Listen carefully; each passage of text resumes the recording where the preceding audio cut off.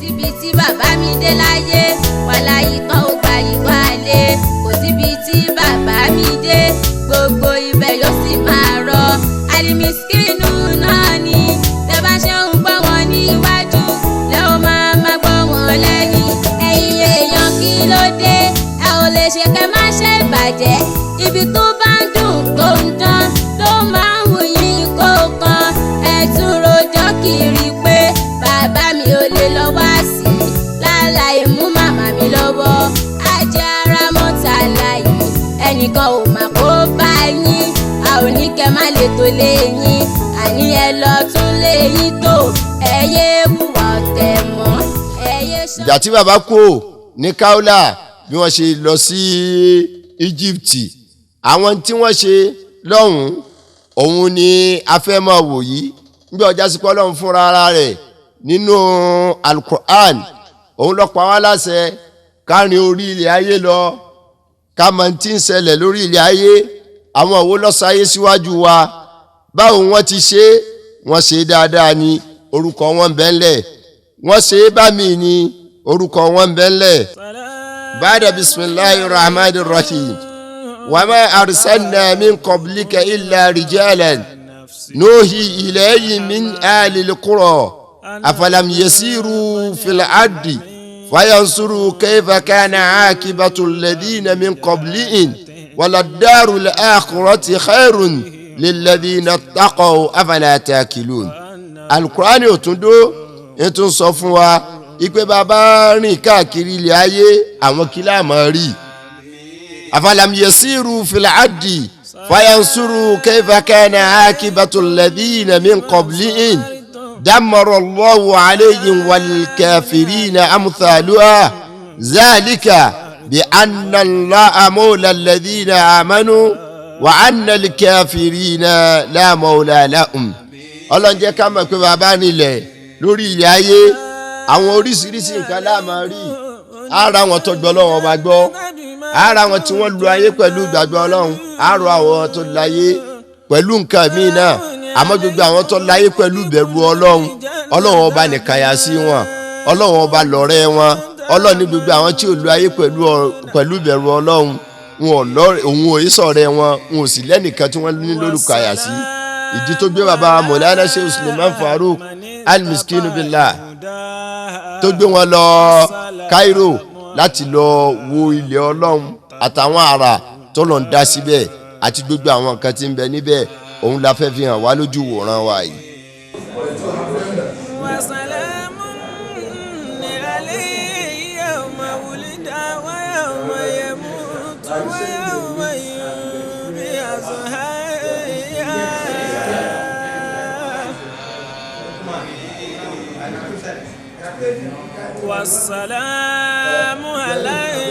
nígbà tí bàbá wa tí wọ́n dé Cairo èyí tí à ń wò yìí ni bí bàbá bí wọ́n ṣe ṣe àbẹ̀wò sí ẹ́mbásì Nàìjíríà nílùú Cairo tí wọ́n ti ń retí bàbá wa láti gbà tí wọ́n ti wọlé tí ambassador wa náà tó ti pìpìà kalẹ̀ láti wá gba bàbá wa ní àlejò ambassador wa náà ó ń sọ̀rọ̀ pẹ̀lú bàbá Mọ̀lánà Sheikh Suleiman pẹ̀lú àwọn gbogbo jama tí bàbá tí wọ́n kó lọ.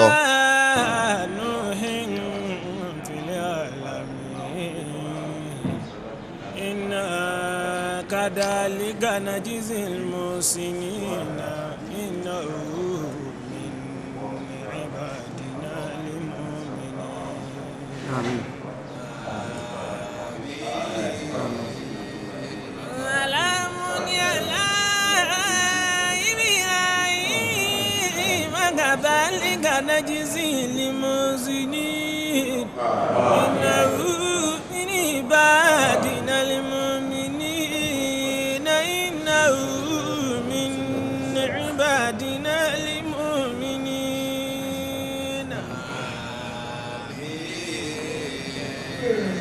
سلام على موسى وهارون إنا كذلك نجزي المحسنين إنهما من عبادنا ìgbà tí bàbá kú ò níbẹ̀ bàbá wa lọ síbi mọ́sálásí al-imam shafi'i tá a bá ń gbọ́ imam shafi'i òun ní ìkẹta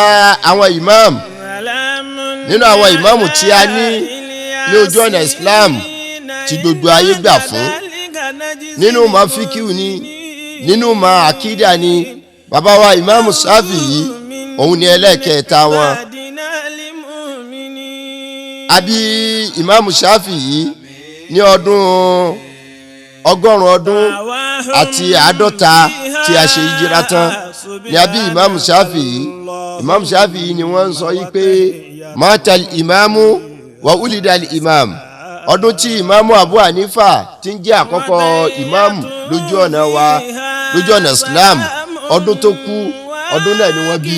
bàbá wa imam shafi'i tá wà ní kábàrí wọn tí a fẹ́ máa wò wọ́n yìí àfọ onífíkìú ni wọ́n àfọ aládìsí ni wọ́n àmọ́nú táwọn fi tún tayọ àwọn ìmáàmù mẹ́rẹ̀ẹ̀rin yìí òun ni pé akọrin ọgbọ́n akọrin òye tí wọ́n sì ní odidi jíwánù òun ni bàbá wa al-imam shafi'i radiyallahu ta'ala anhu wa rahimahullah àwọn là ń wọ́dọ̀ wọn yìí. òkú tí à ń wò tí bàbá ń ṣàdúrà ní ibẹ̀ yìí ibẹ̀ ni bàbá wa al-imam shafi'i tí máa kọ́ gbogbo àwọn èèyàn ní kéwú ibẹ̀ ni wọ́n máa jókòó sí nígbà tí wọ́n kú láyé wọ́n wá fi òkúhun ṣe ọ̀kánkán àmì ibẹ̀ kọjá sí pé wọ́n máa fi rántí bàbá wa al-imam shafi'i masalasi wọn inú masalasi yìí náà wọ́n sin bàbá náà sí bàbá wa imam shafi'i bí èèyàn bá ti kírun tánu masalasi èyí ó débẹ̀ èyí ó sì ṣàdúrà èèyàn tọrọ ọ̀gẹ̀ fún wọn níbi ọjà sí pé anabi wa muhammad sallallahu alayhi wa sallam ó ní ká máa lọ bí ẹ sàárè wò ká tọrọ àforíjì fún wa ká sì máa sọ fún wa yìí pé ọpẹ́ ọya àwa náà ń bọ̀ wá bá wọn kọ́lọ̀ wọn padà kẹ́ wọn kọ́ máa kẹ́ wọn kó sì padà kẹ́ àwa náà èyí ni bàbá mọ̀lánà Sheikh Suleiman Farouk al-Miskin billah ni wọ́n ṣe lọ́dọ̀ bàbá wa Imam Shafi'i. gàtí a kú ń bẹ́ẹ̀ adébí táwọn yìí òun ni ọ̀dọ̀ àfa Imam Shafi'i tí ó ní shaqawtu ila waqi'i su'a hifsi wa arshadani ila tarkil ma'asi fa innal ilma nurun min ilahi wa nurun la ila yuhda li asi. orin yìí lójúwe bí bàbá wa al-imam Waqi tí ń jẹ́ àfa fún Imam Shafi'i níjúwe bó ti jẹ́ níjúwe bó ti rí níjúwe irú èèyàn tóun náà jẹ́ nínú ìsìláàmù tá a lè gbàgbé wọn kọ́lọ̀ mọ́ṣábà kẹ́ gbogbo wọn.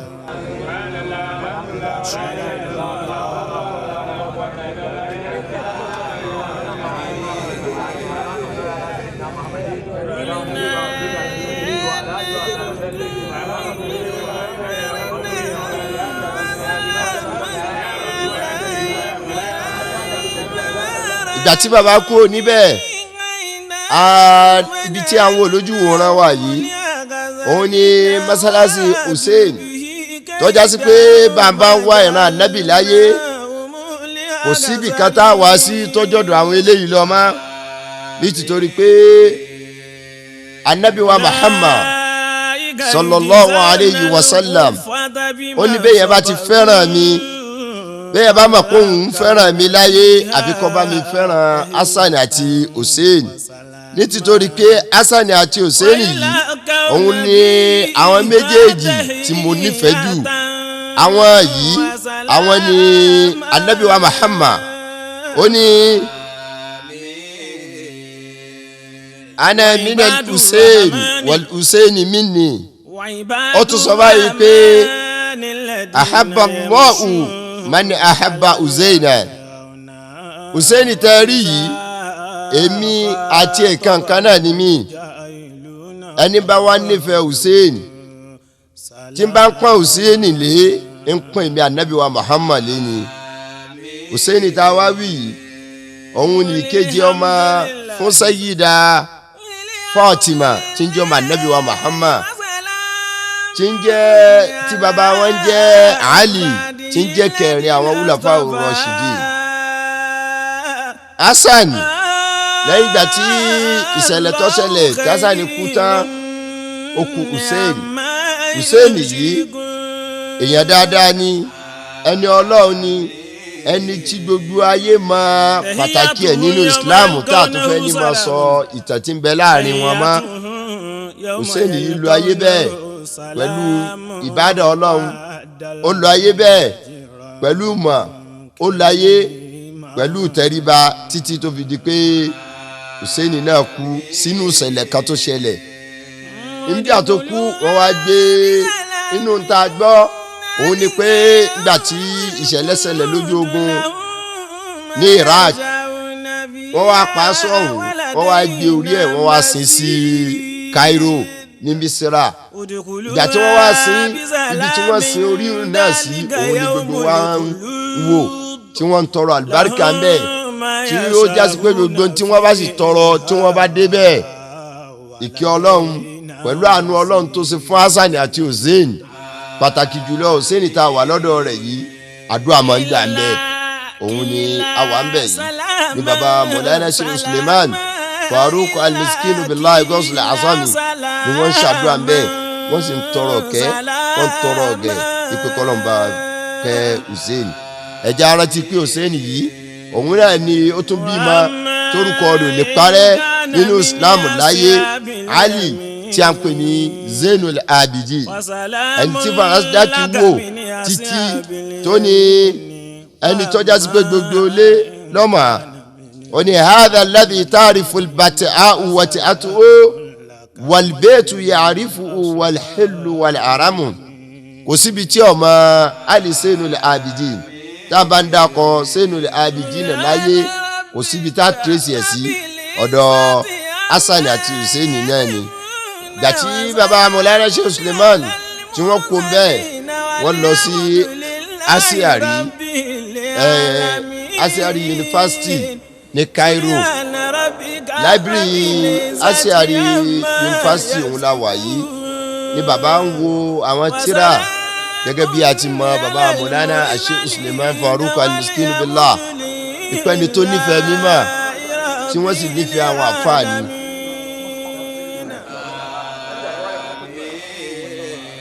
Ìgbà tí wọ́n débẹ̀ bàbá ń wo gbogbo àwọn tírà àtọ́jọ́rọ̀ ẹ̀sìn, àwọn tírà àtọ́jọ́rọ̀ òṣèlú, àwọn tírà àtọ́jọ́rọ̀ ìbáṣepọ̀. Ìgbà tí a kó bẹ́ẹ̀ bàbá lọ sí mọ́sálásí Asiari èyí tí à ń wò yìí, ẹni tí à ń wò tí ń bá wa sọ̀rọ̀ yìí àwọn ni à ń pè ní Mufti Diyar, àfàgbà tó jẹ́ olùdájọ́ ẹ̀sìn ní fún gbogbo Cairo.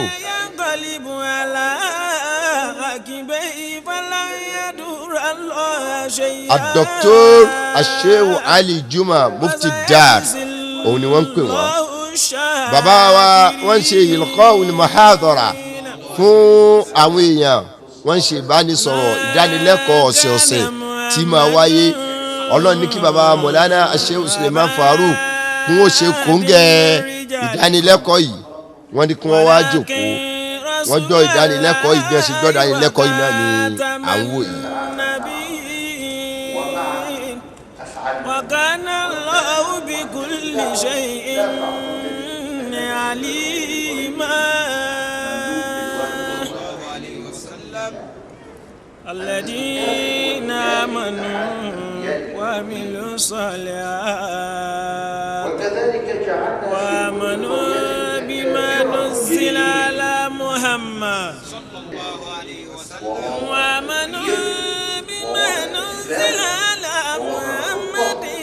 كفر عنهم سيئاتهم وأصلح بالهم. وإذ قال عيسى ابن مريم يا بني إسرائيل إني رسول الله إليكم. Ìgbà tí wọ́n ṣe tán baba Mufti Dar Sheikh Dr. Ali Juma wọ́n ní láti sọ̀rọ̀ pẹ̀lú baba Mọ̀láyánà Sheikh Suleiman Farouk al-Miskinu billah láti béèrè báwo ni ìgbà wo ni wọ́n dèlú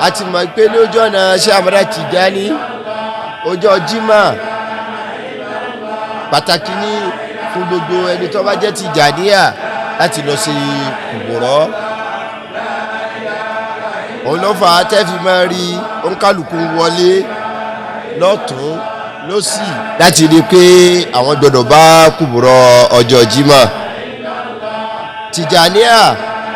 ọ̀nà kan ni tó káàkiri ayé kìí ṣe aláwọ̀ dúdú nìkan bá ti wà lọ́dọ̀ wa yìí bẹ́ẹ̀ náà làwọn aláwọ̀ funfun ni wọ́n ń ṣe. ẹja wo bí tí a wà tí wọ́n ti ń ṣe yìí ìlú mímọ́, ẹja wo bí tí a wà tí wọ́n ti ń ṣe yìí ìlú ẹ̀sìn ti rídi fún gbogbo nǹkan pátápátá. tírà ń bẹ lọ́dọ̀ wọn, alukur'ani ń bẹ, hadisi ń bẹ, síbẹ̀síbẹ̀ wọn ò ta kojú ọ̀nà Sheikh Ahmad Tijani torí wọ́n mọ̀ kojú ọ̀nà kan ni Sheikh Ahmad Tijani gbé kalẹ̀ lórí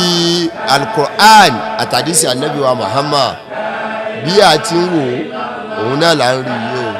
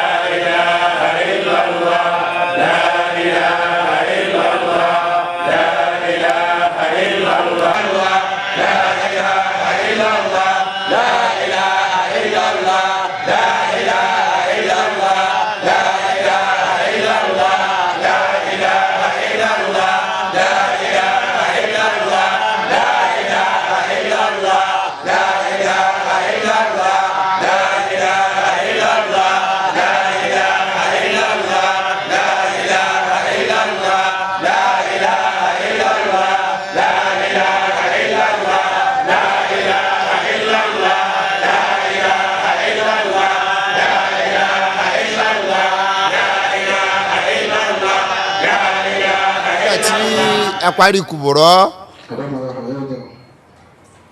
wọ́n bẹ̀rẹ̀ májílìsì bàbá wa Mọ̀lánà Sheikh Suleiman Farouk Al-Miskin Billah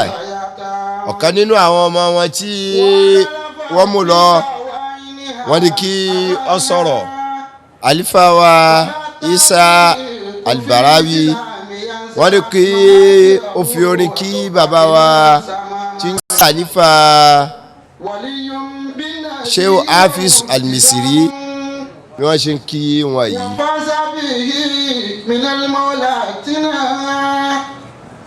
بنى في داره مجدا رفيعا فأغلد في مواليه سنها وأمر أسره علما كتود يهول دين خالقنا لواها أباه الجد آثارا كبارا مدلك تخلد مرسدها وفي مولاه أفنى الأمور مسئا غدا لطريقه يدي ملاها جرت ينبوه في الكون حتى التي أتباق أرضي والفضاها أتى إنسانه النهين عنه مهيبا بعدما أمدنا له في ناجها لسيدك سيت كيهن حينما وفاجلا قلوب الذكر ليس لهم مقر قلوب الذكر ليس لها مقر سوى الجنات أعلاها جسرها سوى الجنات أعلاها جسرها عليك الدار يا مصري سلام من الرحمن موفق أعضاءها سلام قد بكيت به دهورا ونسوا في الورى كل فناء في الورى كل فناء عريفة المصري مدى كبلا هكذا من حبيب الباري يرهاك رب العرش جل جلاله وكفى به من شيب ستار إن مقام خلافة للأولياء شر مقام خلافة للمختار هذا عطاء الله يمنع دائما محبوبه من سائر الأخيار إن الذي أقصى الصراط الأولين نافسكم في الأهل والأسفار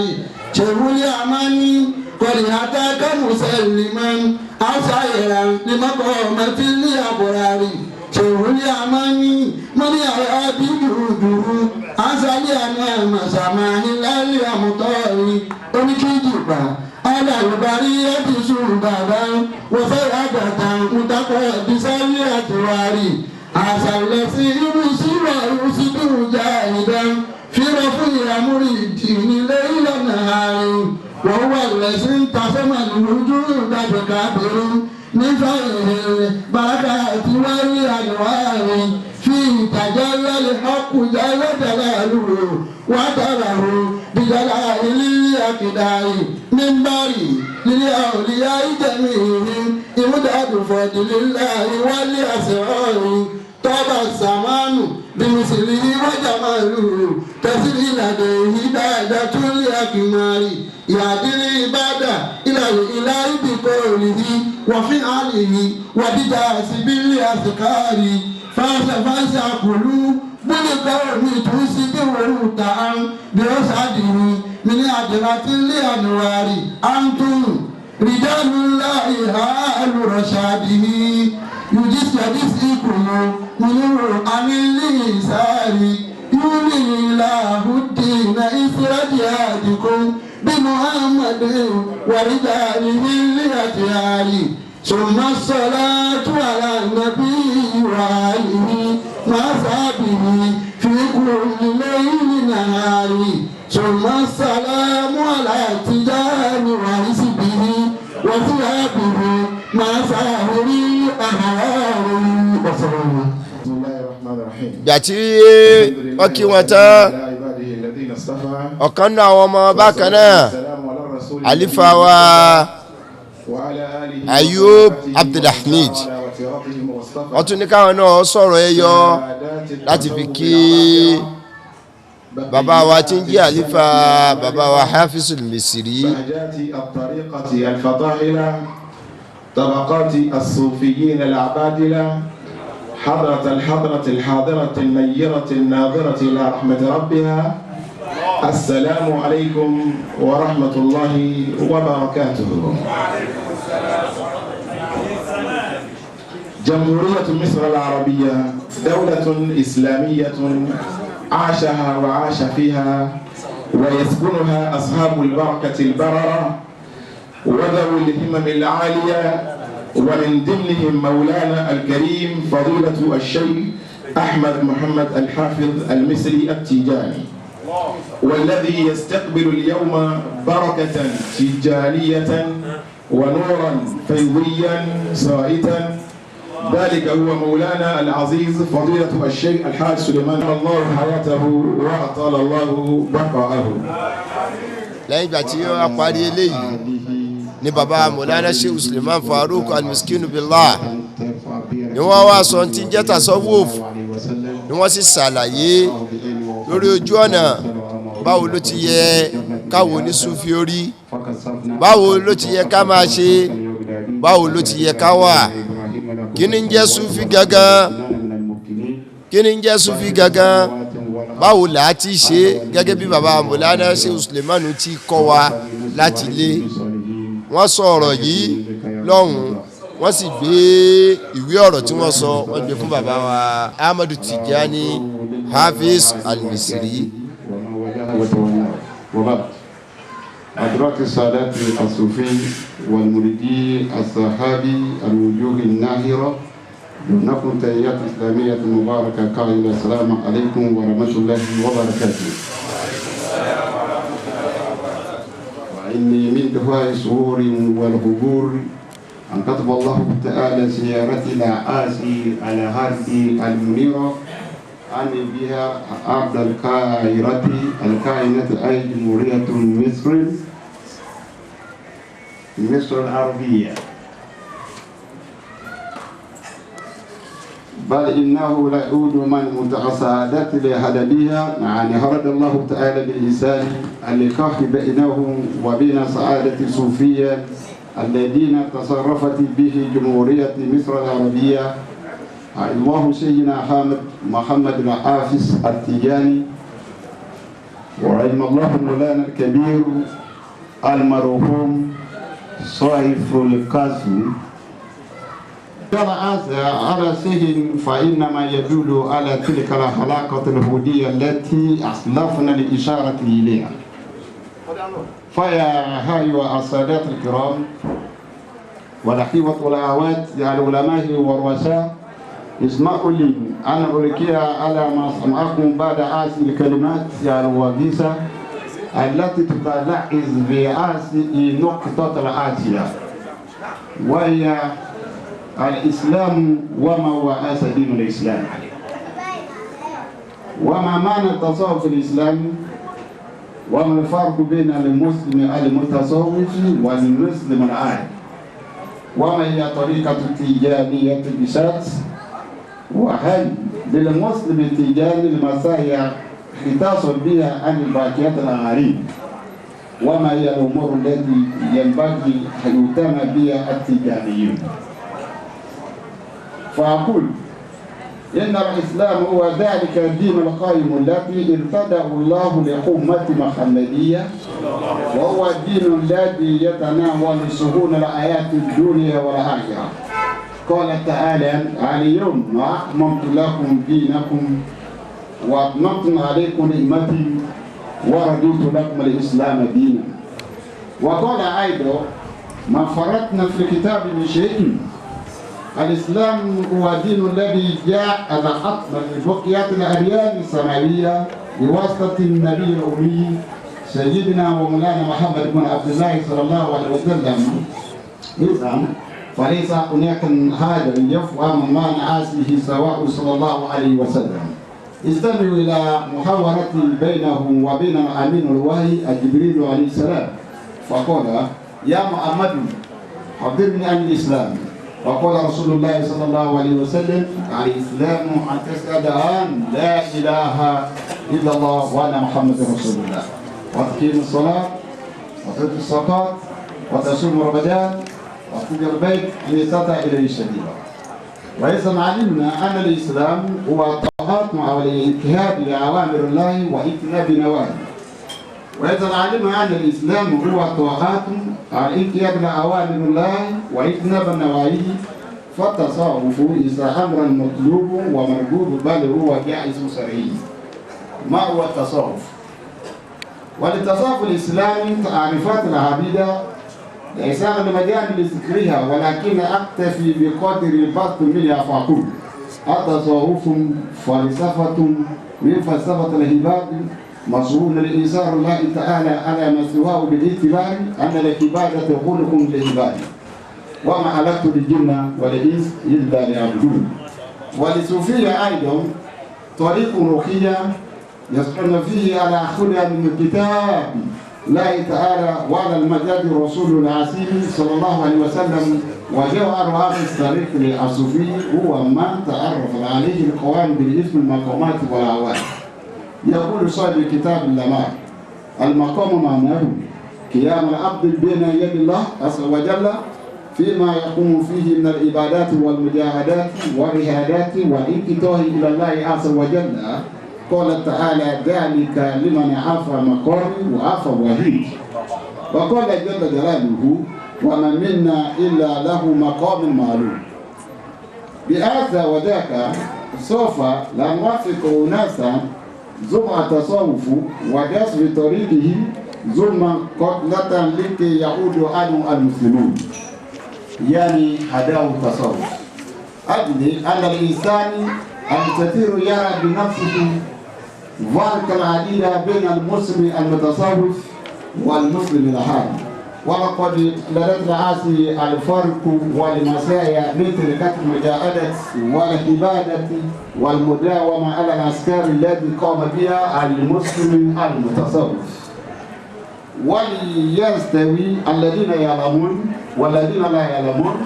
وهل يستوي الذين يذكرون الله قياما وقعودا ليلا ونهارا بعد أداء الفريضة والذين يكتفون بأداء الفرائض والواجبات فقط؟ كلا، استمعوا إلى الحديث الرسول الذي رواه لنا الإمام البخاري: ولا يزال العبد يتقرب إلي بالنوافل حتى أحبه فإذا أحببته كنت سمعه الذي يسمع به وبصره الذي يبصر به ويده الذي يبطش بها، إلى أن قال تبارك وتعالى: ولئن سألتني لأعطينه ولئن استعاذني لا أعطينه. قال تعالى: والذين وتذكرين الله تعالى والتذكيرات. يقدر بنا هنا الناس ونتعرف على هذه الطريقة الصوفية وهي التجارية، ونقول ما هي التجارية؟ هي طريقة تجارية أساسها ذلك العاتم الجليل السيد حامد التجاري الشريف الأزلي والقطب الصمداني لبلد الفاس، صاحب الحقيقة وصاحب مرحل الله، وهو الذي قال لأهله صاحب اليافطة الفريدة في طريقة التجارية، هو لبرسيه الأعلى رسول وسائل واهبه رحمة مبارك الحقيقة، فبالعاتم والمكتوم السومي أيدهم لعتم الولايات واحتمال الاقتباس بلا عتم المولى كما الولاية كما عتمة راس جروء وخدمة. ولسنا بما بالغنا إذا قلنا بأن الطريقة التجارية خير تركي ومن سلكها فقد فاز، لذلك حيث أن هناك المسايا رؤوس الرجال التجاريين وعاصي المسايا صدرت باسم صاحبهم أصيح نفسه، فالرجل التجاري مثلا إذا مات لا يعصب منكر والنكير بل يدخل الجنة بغير حساب، وهي المسايا أعلى. وزي قال: فبه آسى الولد فاس بجنتي مع الأبوين والبنين. أما الأمور التي ينبغي أن يكون بها التجاريون فهي الآداب التي استنبطها سادات الصوفية من النصوص القرآنية، وهي في سورة الإجراءات، وذلك بتحقيق الإمام الأكبر الشيخ الأزهري الشريف الأكبر فضيلة الشيخ عبد الحليم محمود وفضيلة الدكتور محمود بن شريف. قال تعالى: يا أيها الذين آمنوا لا تقدموا بين يدي الله ورسوله واتقوا الله إن الله سميع عليم. يا أيها الذين آمنوا لا ترفعوا أصواتكم فوق صوت النبي ولا تجهروا له بالقول كجهر بعضكم لبعض أن تهبط أعمالكم وأنتم لا تشعرون. إن الذين يقولون أصواتهم عند رسول الله أولئك الذين امتحن الله قلوبهم للتقوى لهم مغفرة وأجر عظيم. إن الذين ينادونك من وراء الحجرات أكثرهم لا يعقلون ولو أنهم صبروا حتى تخرج إليه لكان خيرا لهم والله غفور رحيم. يا أيها الذين آمنوا إن جاءكم فاسق بالنبأ فتبينوا أن تصيبوا قوما بجهالة فتصبحوا على ما فعلتم نادمون. واعلموا أن فيكم رسول الله لا يؤتيكم في كثير من الأمر تحترموا ولكن الله حبب إليكم الإيمان وزينه في قلوبكم وكره إليكم الكفر والفسوق والعصيان أولئك هم راشدون. فضلا من الله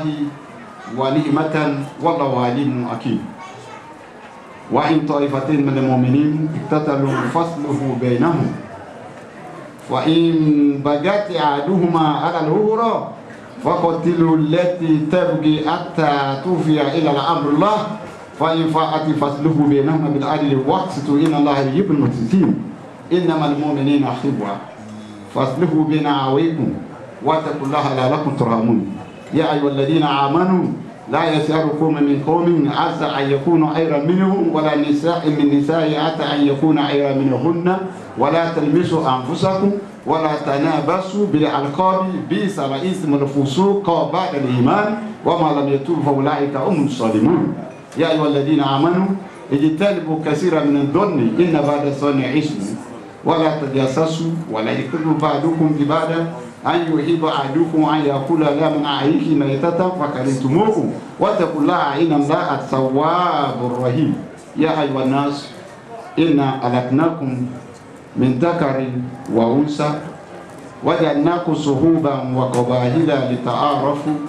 إن أكرمكم عند الله أتقاكم إن الله عليم خبير. السلام الله عليكم ورحمة الله وبركاته. gba bàbá mọ̀lánà ṣe Sulemanu sọ̀rọ̀ tán bàbá wa ti ń jẹ́ àlífà àti alọ́bá bàbá wa Sheikh Ahmed Tijani Hafiz Al-Misri àwọn náà dá ọ̀rọ̀ padà inú ọ̀rọ̀ wọn tí wọ́n dá padà tí wọ́n fi ń bi ọ̀rọ̀ bàbá mọ̀lánà ṣe Sulemanu tí wọ́n fi ń gbé lẹ́sẹ̀ wọ́n nínú àkọọ́lẹ̀ bàbá wọn Al-Hafiz Al-Misri At-Tijani inú àkọọ́lẹ̀ wọn ni wọ́n sọ pé at-tasawwufu zikirun wa muzaqaratun wa akhlaqun ìpín tí ń jẹ́ tasawwuf òun náà ni ìrántí ọlọ́run òun ni ìtumọ̀ rárá ẹni létí òun wá ní gbogbo tí wọ́n ń jẹ́ ìwà tó dáa láyé bàbá ti pèèyàn lóní súfítà bàbá mẹ́tẹ̀ẹ̀ta yìí lọ́wọ́ rẹ̀ àjásí pé kì í ṣe Tìjàníyà òdodo inú ọ̀rọ̀ tí bàbá wa Sheikh Ahmed Tijani Al-Hafiz Al-Misri tí wọ́n sọnù òun ni à ń wò.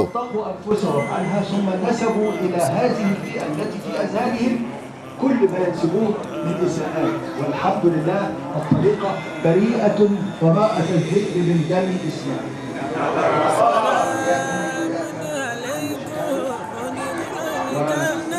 الحمد لله أن الطريقة كما قلت لكم في بداية حديثي أنها منتشرة في أرجاء الدنيا. حديث رسول الله صلى الله عليه وسلم لا تتبعوا أمتي على ضلال. والحمد لله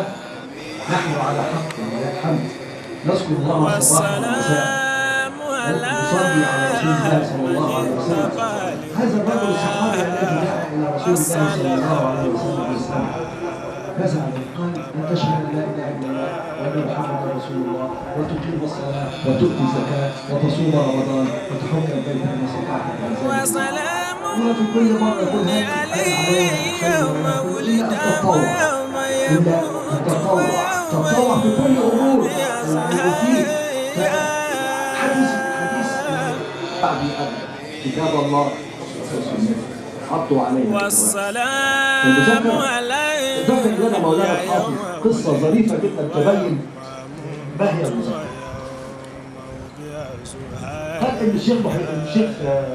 عبد القادر الجيلاني كان في خلوة فإذا بهذه الخلوة يملأها نور ونودي من هذا النور في عبد القادر قال لبيك سيدي وسعدي فقال النور إني أبحت لك المعاصي وقال اخسأ يا ملعون عرف أن هذا النور ليس من نور الله لكنه نور شيطاني فقال له كيف بما عرفتني؟ قال ما كان الله ليقيم شريعة على يد نبي ثم ينقضها على يد ولي. ما كان الله ليقيم شريعة على يد نبي ثم ينقضها على يد ولي.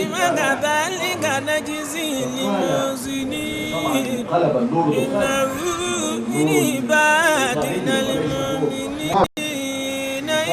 أويت ليلة 70 عاما بهذه الحيلة وأخلاق الرسول صلى الله عليه وسلم لا وعيسو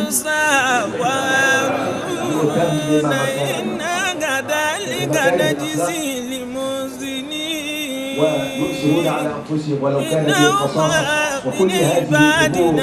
التي حثنا عليها رسول الله صلى الله عليه وسلم لن تكون هناك خلافات. يكون الكل متحكم في جلال الله عز وجل. سلام على الصوفية هي التي تهذب النفوس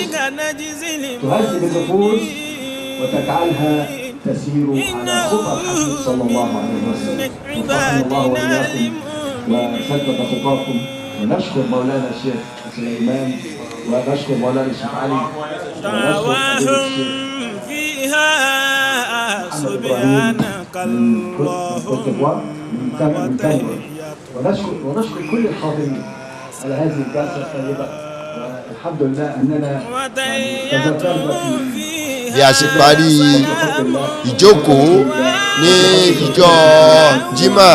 tí a lọ sí kùbùrọ̀ ní ọ̀dọ̀ wọn nígbẹ̀yìn wọ́n ní kí gbogbo àwọn àfáà tí ó wà ńbẹ̀ lọ́kọ̀ọ̀kan wọ́n ní kí wọ́n ṣe àdúrà. Àfáà tí àwọn tí a kọ́kọ́ ń wò yẹn àwọn ni wọ́n wá láti Cameroon, àwọn náà wá ṣe kùbùrọ̀ ní ọjọ́ náà. Nígbẹ̀yìn wọ́n ní kí bàbá Mọ̀lánà Sheikh Suleiman kí wọ́n ṣàdúrà fún gbogbo wa ní àti kú ń bẹ́ẹ̀ lọ.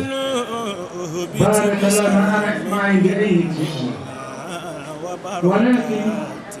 أقول نحن سعداء. نحن اجتمعنا في هذه الزاوية، زاوية القدس الجنوب الكبرى في مصر بعاصمة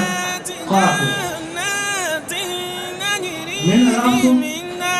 ذكرنا الله سبحانه وتعالى ẹni tí a ń wò yẹ àwọn tí ó ka alukur'an níjòkó nínú àwọn tí wọ́n wà ní sáwí lọ́jọ́ náà àwọn nìyẹn. Áfíìsù ní bí a ṣe ń wò yẹ ẹni tó há odidi alukur'an sí orí ara àwọn tí a bá pàdé ń bẹ̀ tí a wò yẹn.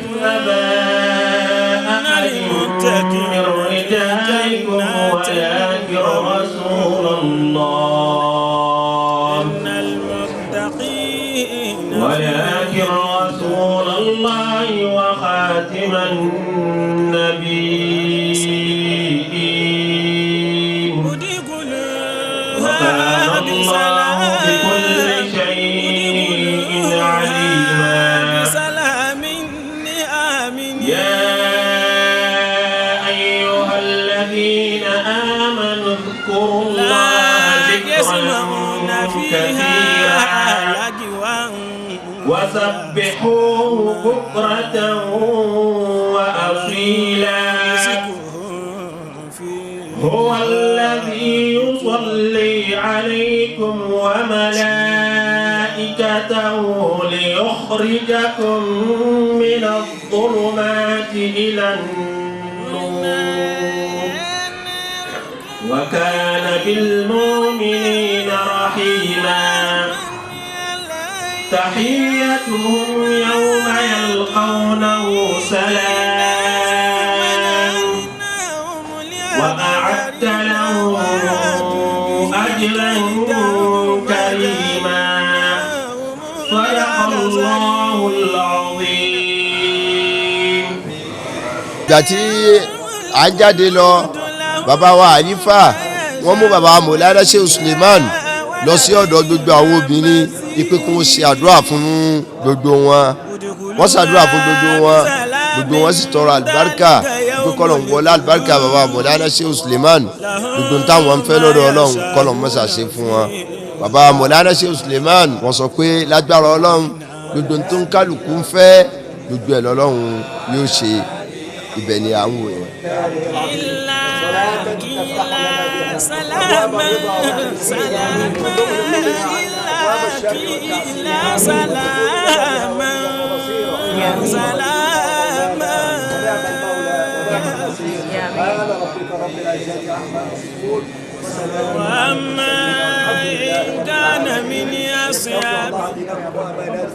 Ibi tí à ń wò yìí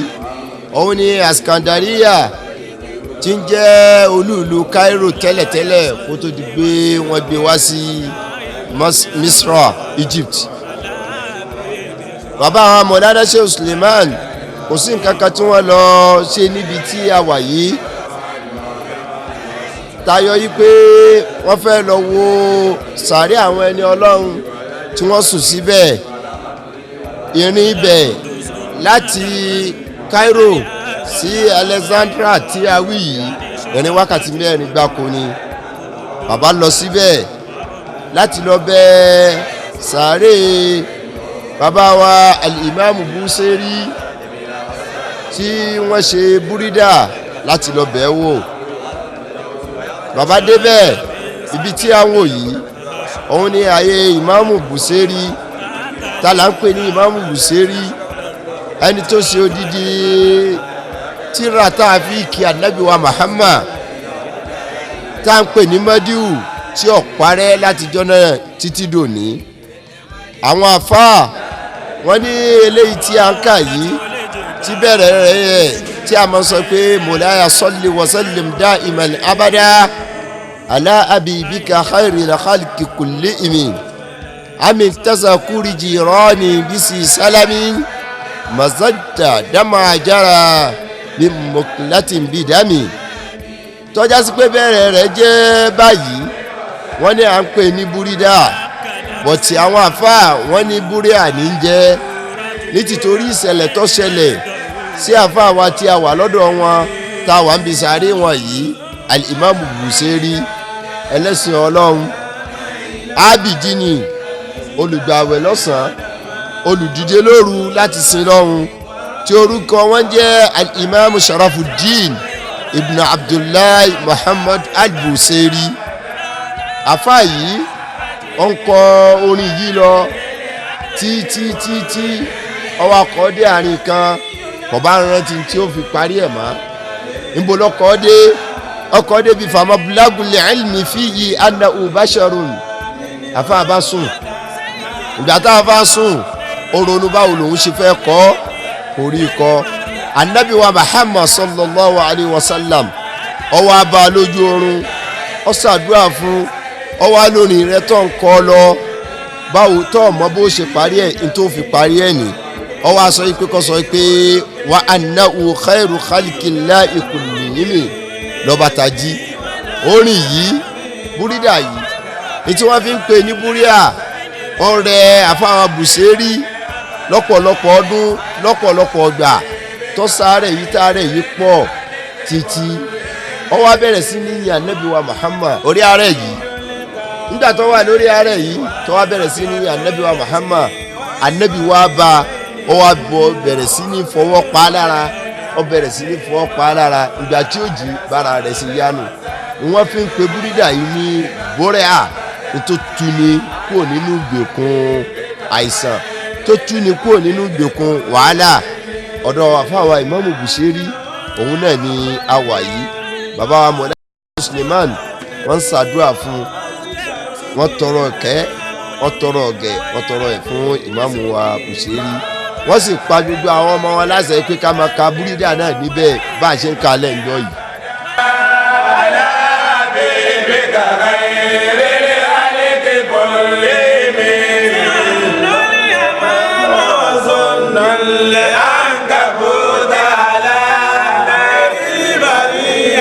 Yeah.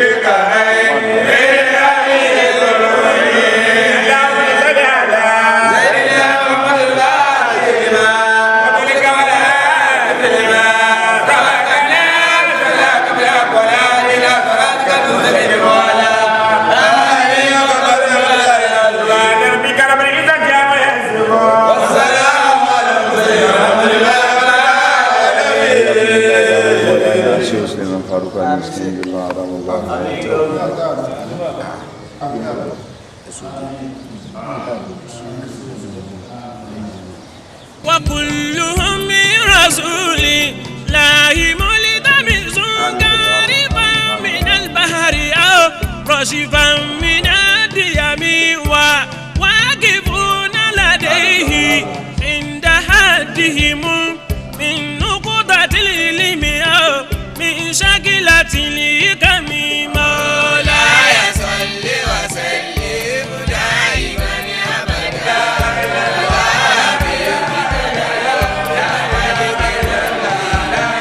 وهو الذي تم معناه وصورته ثم اصطفاه حبيبا بارئ النسم مولاي صل وسلم دائما أبدا على حبيبك رسول الملك كلهم منزه عن شريك في محاسنه وجوهر الحسن فيه غير منقسم ما دعته النصارى في نبيهم وحكم بما شئت مدحا فيه واتكمي مولاي صل وسلم دائما أبدا على حبيبك خير الملك كلهم وانسب إلى ساته ما شئت من شرف وانسب إلى قدره ما شئت أي الكتاب عليك الدار بوسيري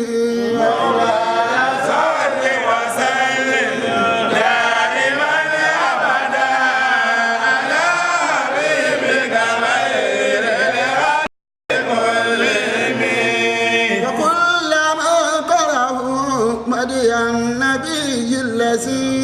سميته بردة الأمداد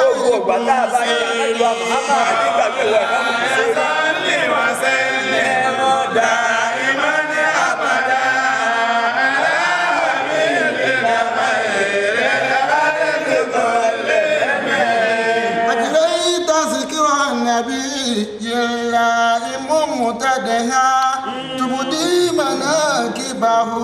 للناس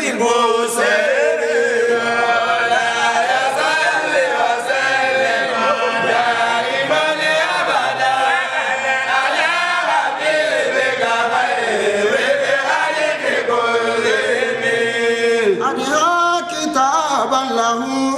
أهل تقى أقبلوا يتلونه كل ذكر لبدر بوسيري مولاي صل وسلم دائما أبدا على حبيبك خير الخلق كلهم لقد ركبت بها ساسني منزلة على وأكرمه الله بوسيري مولاي صل وسلم دائما أبدا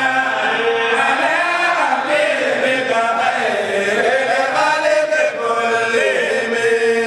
أتى سراك الحسيب اليوم سيدنا رضي الله تعالى عنه. رسولي وسائرا أدام الله حياته. أبو سيري مولاي صل وسلم دائما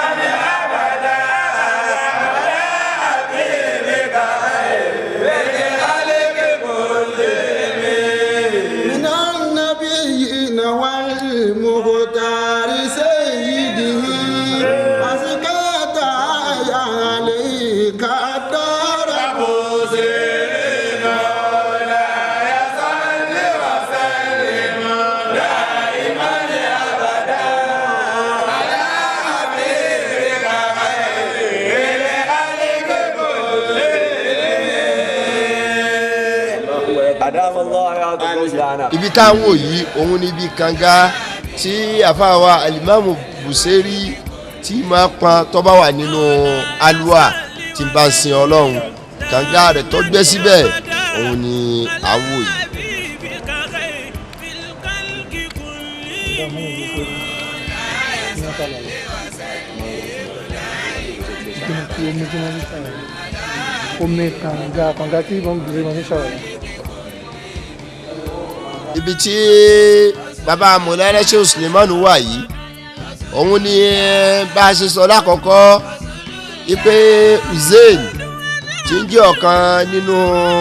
ọmọ anabi wa Muhammad sallallahu alayhi wa sallam tó wá bímọ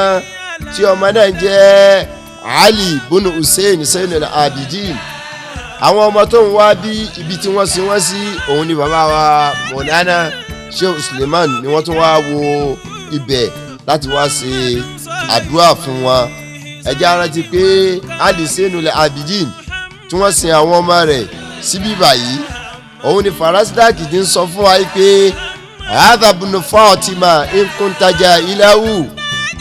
bijaddihi anbiya'ullahi qad khutimu walidha qawlika man hadha bidayrihi al-arabu ya'rifu man ankarta wal-ajamu kilta yadayhi giyathun amma naf'uma yastawkifani wala ya'ruhuma adamu bí Zainul Abidin bí àwọn afáwa Farasdaki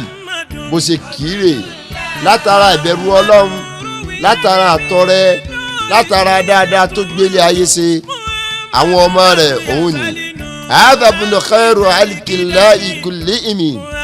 hadha ibn khairu ibadillahi kullihim hadha at-takiyyu an-nakiyyu at-tahiru al-alamu. Imam Ali tí ń jẹ́ ọmọ Hussein tí a ń pè ní Zainul Abidin àwọn ọmọ rẹ̀ tí wọ́n sin sí ààyè ibi tí baba Mọ̀lánà Sheikh Suleiman lọ bẹ̀ wò yìí àwọn náà ni Sayyidi Muhammad Salahuddin bọ̀nà Ali Zainul Abidin bákan náà Muhammadu al-Muqaffa bọ̀nà Ali Zainul Abidin àti Muhammad Mas'ud bọ̀nà Ali Zainul Abidin àwọn mẹ́tẹ̀ẹ̀ta yìí ni wọ́n sin sí ààyè tí baba wa Mọ̀lánà Sheikh Suleiman Farouk al-Miskin billah àtàwọn tí ń jẹ́ fámìlì míì nínú àwọn ọmọ ẹ̀gbọ́n ọmọ àbúrò tí wọ́n sin sí ààyè yìí láti lè jẹ́ kí wọ́n wà lójú kan láti lọ máa bẹ̀ wọ́n wò láti lè máa ṣe àdúrà fún wọn. bàbá wo tí baba Mọ̀lánà Sheikh Suleiman tí wọ́n fẹ́ kọ́ wa ní ààyè yìí òun náà ni pé báwo láṣẹ ṣe pàtàkì